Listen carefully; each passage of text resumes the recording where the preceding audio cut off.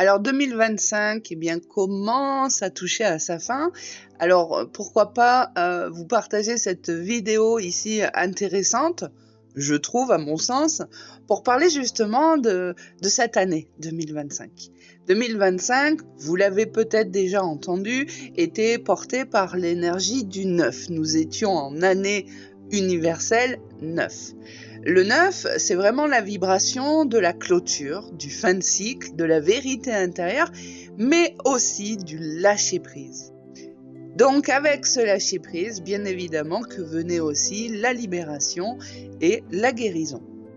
C'est une année qui, pour beaucoup, a marqué la fin d'un cycle long, commencé il y a 9 ans.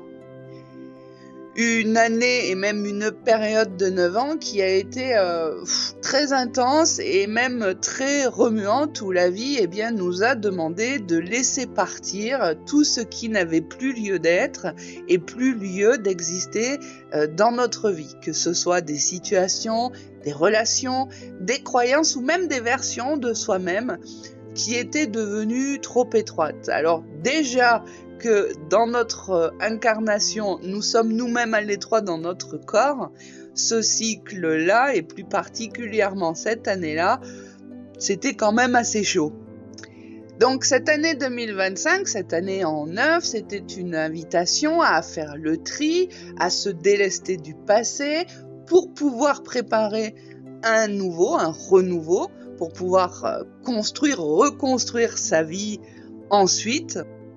Et chacun d'entre vous, à sa manière, a pu ressentir à l'intérieur que quelque chose se passait, que quelque chose se transformait, que quelque chose s'achevait. Alors, parfois, oui, dans la douleur, dans l'inconfort, et parfois dans la paix, mais toujours avec un sens très, très, très, très profond, celui de se libérer pour pouvoir renaître.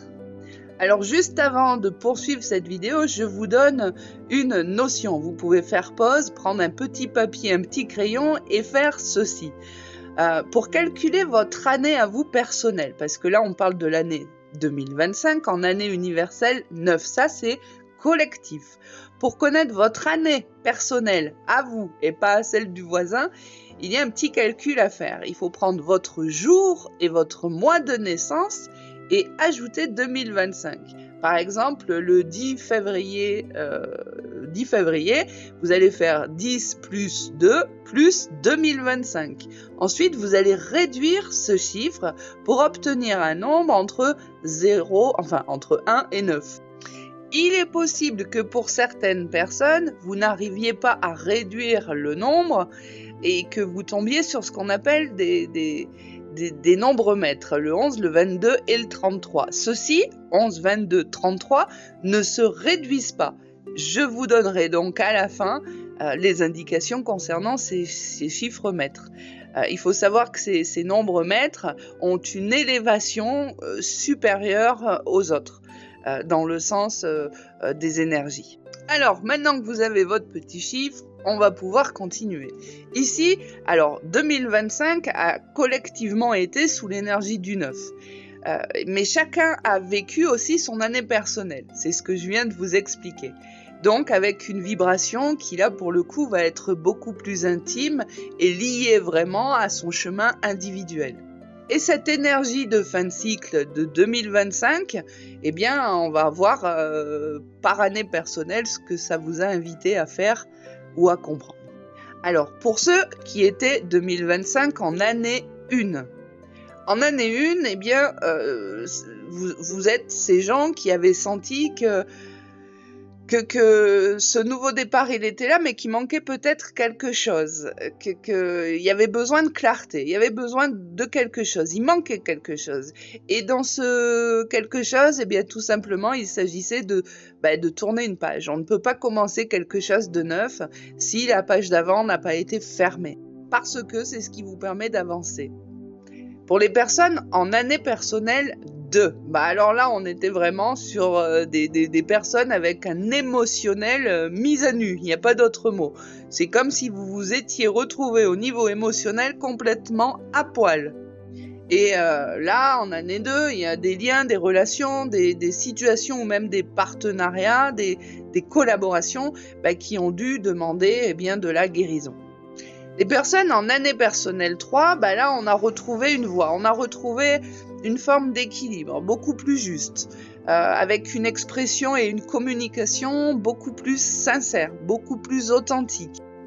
Après, bien évidemment, de grosses libérations.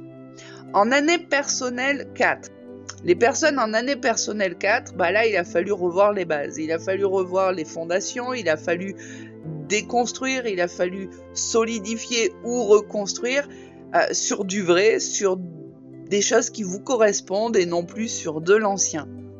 Année personnelle 5, alors là, le changement, lui, il s'est vraiment imposé à vous. Alors, souvent de manière brutale et inattendue, mais toujours très libérateur. Les personnes en année personnelle 6, là, on est axé quand même sur toutes les décisions du cœur, que ce soit familiale, affective. Toutes ces relations-là ont demandé une maturité, ont demandé du discernement, du lâcher-prise. En année personnelle 7, là, on est sur de l'introspection profonde. On est sur ce qui ressemble vraiment à un retour à soi, une reconnexion à soi, à sa vérité intérieure et assez souvent quand même dans la solitude. Donc là, en année personnelle 7, je pense que vous avez refait le tour de tout ce qu'il y avait à avoir dans votre vie. Les personnes en année personnelle 8, là c'était l'année, le moment pour récolter les fruits du cycle. Débuté il y a 9 ans, tout ce que vous aviez mis en place, tout ce que vous aviez libéré, tout ce que vous aviez guéri au niveau professionnel, toutes les graines que vous aviez plantées, là c'était le moment de récolter les fruits. Et aussi de comprendre toutes les leçons, notamment les leçons axées sur le pouvoir, sur l'abondance, sur la responsabilité. C'était cette année pour vous. Et les personnes en année personnelle 9, là c'était la grande clôture. La grande clôture, on boucle, la boucle est bouclée. Et certainement d'ailleurs que vous avez senti que cette fin du chapitre, c'était pas seulement une fin de chapitre, c'était la fin d'un livre, la fin d'une collection et même la fin d'une bibliothèque. Maintenant pour les années personnelles avec les nombres maîtres. Alors, année personnelle 11. On était là sur une année d'éveil, sur une année d'intuition très très forte, de guidance intérieure très très forte. Beaucoup de signes, beaucoup de synchronicité, des ouvertures spirituelles, une année très sensible mais très exigeante aussi. En année personnelle 22, le 22 c'est l'année du grand bâtisseur. On transforme tous les rêves en réalité. Tout ce qui se construit là peut avoir une portée très importante, non pas éphémère, mais vraiment sur du long terme. Donc il y a quand même cette notion aussi de patience en année personnelle 22. Et en année 22, on est vraiment invité à matérialiser vraiment une vision profonde. Et en année personnelle 33, là c'est l'année de la guérison, du cœur, du don de soi, du service. C'est une année personnelle, il faut le savoir quand même, très rare, et elle demande vraiment un équilibre entre l'amour universel et l'amour de soi. Parce qu'elle vient directement amplifier l'énergie et la vibration du 6, mais dans une dimension spirituelle et collective à la fois. 2025 nous a donc poussé à venir guérir toutes les blessures accumulées pendant tout ce cycle de 9 ans. Il y a la notion de pardon aussi qui est très très importante ici pour pouvoir comprendre justement et libérer ses poids, notamment avec la fameuse grande question pourquoi, pour aller justement maintenant vers comment avancer autrement. Et on arrête de tourner en rond avec ce pourquoi parce que les réponses on ne les aura peut-être jamais. Et 2025 c'était aussi une année de bilan et une année de préparation. Parce que juste derrière, en 2026, c'est un nouveau cycle qui redémarre en année personnelle 1, celle du nouveau, celle du commencement. Alors si tu regardes en arrière, tu peux ressentir de la fatigue, de la nostalgie ou peut-être même de la fierté. Et c'est normal parce que 2025 nous a demandé beaucoup.